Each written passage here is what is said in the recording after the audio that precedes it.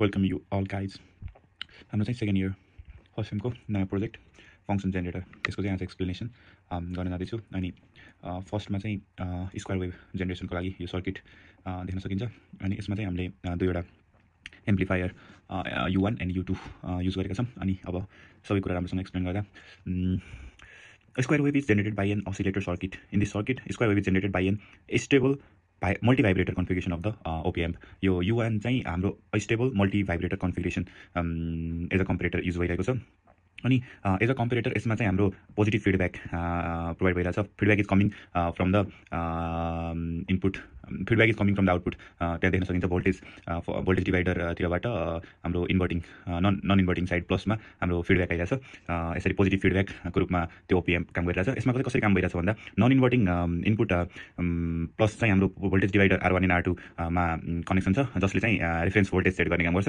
अनि इन्भर्टिङ input negative चाहिँ हाम्रो क्यापेसिटर C1 कनेक्टेड छ, जसले चाहिँ जसको चाहिँ चार्जेस एन्ड डिस्चार्जेस हुन्छ, जसले गर्दा ओसिलेसन प्रोभाइड भएर हाम्रो स्क्वायर वेभ जेनेरेट हुने गर्छ। यसमा कसरी काम गर्छ भन्दा जब U1 हाई हुन्छ त्यति बेला के हुन्छ भन्दा क्यापेसिटर चार्ज हुन थाल्छ। क्यापेसिटर चार्ज हुन्छ RB1 को थ्रु। RB1 इज पोटेन्सियोमिटर त्यहाँ देख्न सकिन्छ 100K को। त्यहाँबाट चार्ज हुन्छ क्यापेसिटर C1 मा, जुन 0.1 म्यू फ्यारेडको छ। अनि त्यसपछि जब क्यापेसिटर चार्ज हुन्छ त्यसको भोल्टेज एक्सिड गर्दै जान्छ, र त्यसको भोल्टेज एक्सिड गर्दाखेरि हाम्रो नेगेटिभ इन्भर्टिङ साइडमा रेफरेन्स भोल्टेज के हुन्छ बढ्दै जान्छ। अनि रेफरेन्स भोल्टेजलाई त्यो भोल्टेज बढ्दै गर्दा रेफरेन्स भोल्टेज जुन प्लसमा सेट गर्छ त्यसलाई एक्सिड गर्छ। एक्सिड गर्दा बित्तिकै के हुन्छ भन्दा ओपिएमको आउटपुट के हुन्छ लो हुन्छ। अनि ओपिएमको आउटपुट लो भइसकेपछि अब क्यापेसिटर डिस्चार्ज हुन थाल्छ फेरि। अनि क्यापेसिटर डिस्चार्ज भएपछि डिस्चार्ज हुँदै गइसकेपछि के हुन्छ भन्दा voltage at the negative, voltage at the inverting side के हुन्छ घट्दै जान्छ। अनि जब घट्दै जान्छ र रेफरेन्स भोल्टेजभन्दा जुन प्लसमा सेट भएको छ 3 नम्बर पिनमा, त्यो रेफरेन्समा सेट भएको भोल्टेजभन्दा यदि यो नेगेटिभ मतलब इन्भर्टिङ साइडमा यदि कम भोल्टेज भयो भने के हुन्छ आउटपुट फेरि हाई हुन्छ। यसरी कन्टिन्युसली क्यापेसिटरको चार्जिङ डिस्चार्जिङ हुँदाखेरि अब यो हाई र लोमा गइसकेपछि के हुन्छ भन्दा स्क्वायर वेभ जेनेरेट हुन्छ। यसमा चाहिँ reference voltage is set at the non inverting side, that is plus with the help of that is voltage divider, and voltage vary in pin number 2, reference voltage is in pin number 3, and when charging and discharging of the capacitor occurs, there is a difference in the voltage in pin number 2, and which causes reference voltage to be exceeded, or reference भोल्टेजलाई exceed गर्न सक्यो अथवा reference भोल्टेजभन्दा कम पनि हुन सक्यो 2 number पिनमा। त्यसले गर्दा आउटपुट हाई र लो हुन्छ, र यसरी यसमा आउटपुट हाई र लो जाँदाखेरि के हुन्छ भन्दा स्क्वायर वेभ जेनेरेट हुन्छ। अब स्क्वायर वेभ जेनेरेट भएर हाम्रो U1 को आउटपुट चाहिँ आयो। U1 को आउटपुट आइसकेपछि हाम्रो अर्को U2 चाहिँ के भन्दा बफरको रूपमा हुन्छ, बफर अरेन एम्प्लिफायरको रूपमा हुन्छ। यसले चाहिँ के गर्छ भन्दा आएको स्क्वायर वेभलाई स्टेट देन द सिग्नल, त्यति मात्र काम यसको। अनि यसमा चाहिँ लो आउटपुट इम्पिडेन्स हुन्छ, जसले गर्दा विदाउट डिस्टर्सन कन्सिस्टेन्ट एम्प्लिट्युडवाला स्क्वायर वेभ जेनेरेट गर्न मद्दत गर्छ। यसरी वेभफर्म ओसिलोस्कोपमा देखाएको पनि यहाँ छ। र यसमा R4 र R5 रेजिस्टरहरू पनि छन्। यसले चाहिँ के काम गर्छ भन्दा डिले के भन्छ टाइम डिले होइन के भन्छ ड्युटी साइकल, यसले चाहिँ ड्युटी साइकलमा असर गर्छ। ड्युटी साइकललाई मेन्टेन गर्ने काम इन दुईवटा रेजिस्टर अथवा पोटेन्सियोमिटर R4 पोटेन्सियोमिटर अनि R5 रेजिस्टरले गर्ने गर्छ। र हाम्रो फ्रिक्वेन्सी चाहिँ डिटर्माइन केबाट हुन्छ भन्दा RB1 C1 R1 र R2 बाट हुन्छ। हामीले RB1 लाई चेन्ज गरेर दैट इज पोटेन्सियोमिटर, त्यसलाई चेन्ज गरेर हामीले के गर्न सकिन्छ भन्दा रेफरेन्स भोल्टेज त्यसलाई चेन्ज गरेर हामीले फ्रिक्वेन्सी चेन्ज गर्न सकिन्छ। यसरी यो स्क्वायर वेभ जेनेरेट हुन्छ of different frequencies. That is all about square wave. Now let's move on to the triangular wave generation. यसमा चाहिँ हाम्रो स्क्वायर वेभमा के थियो भन्दा U1 र U2 थियो, जसमा U1 कम्पेरेटरको रूपमा, U2 चाहिँ के भन्दा बफरको रूपमा थियो। अनि अब हाम्रो ट्रायङ्गुलर वेभ जेनेरेसनमा चाहिँ 3टा ओपिएम्प युज गरेछ, जसमा U1 as a that Schmitt trigger को रूपमा युज हुन्छ। अनि त्यसपछि U2 चाहिँ इन्ट्रिगेटर अनि U3 चाहिँ बफरको रूपमा युज हुन्छ। एक्सप्लेन गर्न पर्दा U1 मा चाहिँ रेफरेन्स भोल्टेज एट नन इन्भर्टिङ साइडमा छ, जुन ग्राउन्डमा छ। अनि भोल्टेज भ्यारै चाहिँ पिन नम्बर 2 चाहिँ रेफरेन्स भोल्टेज छ, अनि पिन नम्बर 3 चाहिँ हाम्रो कनेक्सन छ, जसमा भोल्टेज भ्यारै भएर हाम्रो रेफरेन्स भोल्टेजलाई एक्सिड गर्ने कि रेफरेन्स भोल्टेजभन्दा कम हुने त्यसबाट डिपेन्ड गर्छ। अनि क्यापेसिटर C1 चार्जिङ डिस्चार्जिङ को हेल्पले हाम्रो त्यसबाट रेफरेन्स भोल्टेज त्यसबाट पिन नम्बर 3 मा भोल्टेज भ्यारै हुन्छ, जुन चाहिँ पिन नम्बर 3 को कनेक्सन हेर्नु पर्दा त्यहाँ इन्ट्रिगेटरको आउटपुटसँग पनि कनेक्सन छ हो। त्यसले चाहिँ हाम्रो पिन नम्बर 3 मा भोल्टेज भ्यारै गर्छ। त्यो भोल्टेज भ्यारै गर्नाले अब पिन नम्बर 3 मा हाई गयो, रेफरेन्स भोल्टेजभन्दा हाई भयो भने के हुन्छ भन्दा हाई भोल्टेज दिन्छ पिन नम्बर 6 मा आउटपुट। अनि त्यसपछि मतलब कम्पेरेटरको आउटपुट। अनि त्यसपछि यदि कम छ पिन नम्बर 3 मा भोल्टेज रेफरेन्स भोल्टेजभन्दा पनि लो आउटपुट दिन्छ। त्यसले गर्दा हाम्रो के हुन्छ भन्दा U1 बाट स्क्वायर वेभ जेनेरेट हुन्छ।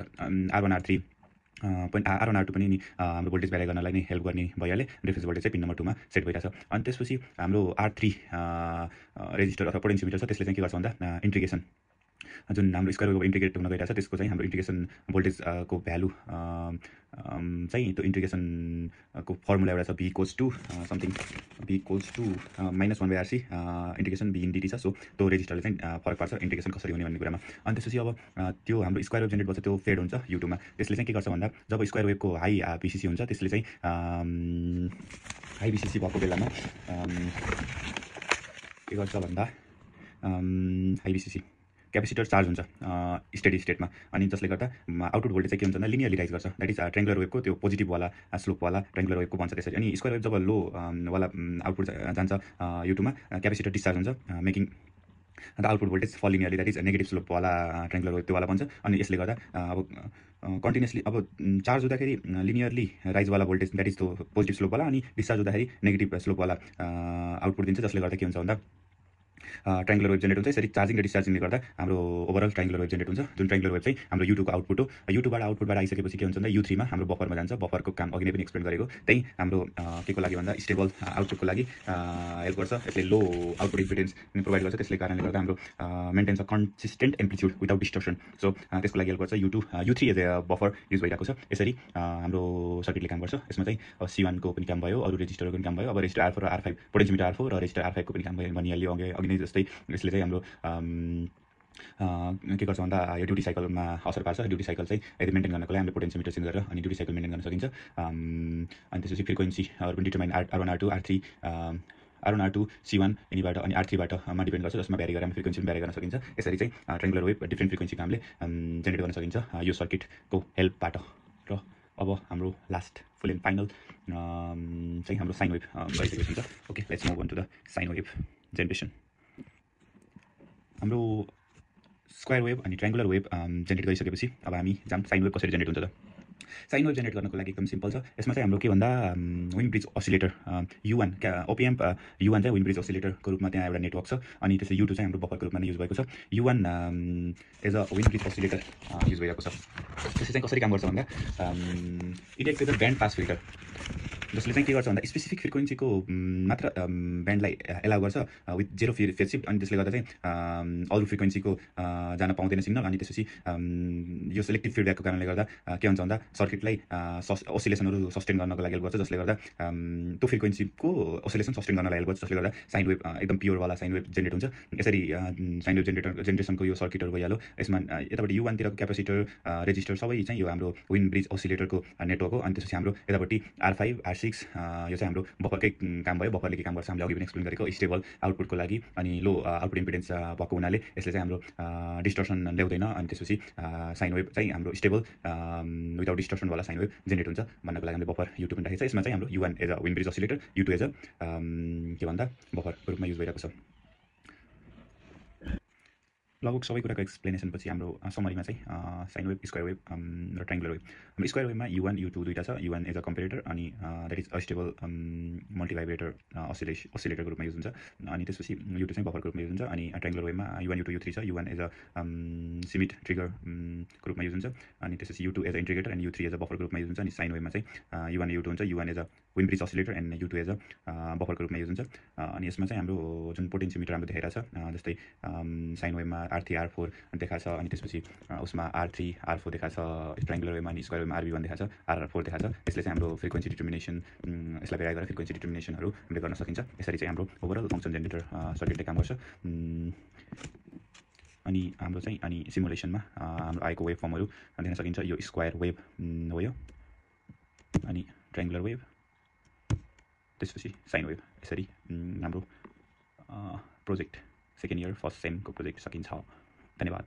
अब यही प्रोजेक्टलाई हामीले निरन्तरता चाहिँ अर्को सेममा दिने हो। यसमा अझै हामीले अब अरू के काम गर्न सकिन्छ भन्ने कुरा, अब यसलाई पिसिबी डिजाइन त हाम्रो एउटा फर्दर बक्सनुपर्छ। अझै यसलाई हामीले के कुराहरू अझै एड गर्न सकिन्छ, अझै राम्रो कसरी बनाउन सकिन्छ भन्ने कुरामा हामी काम गर्नेवाला छौँ। र आजलाई यति नै।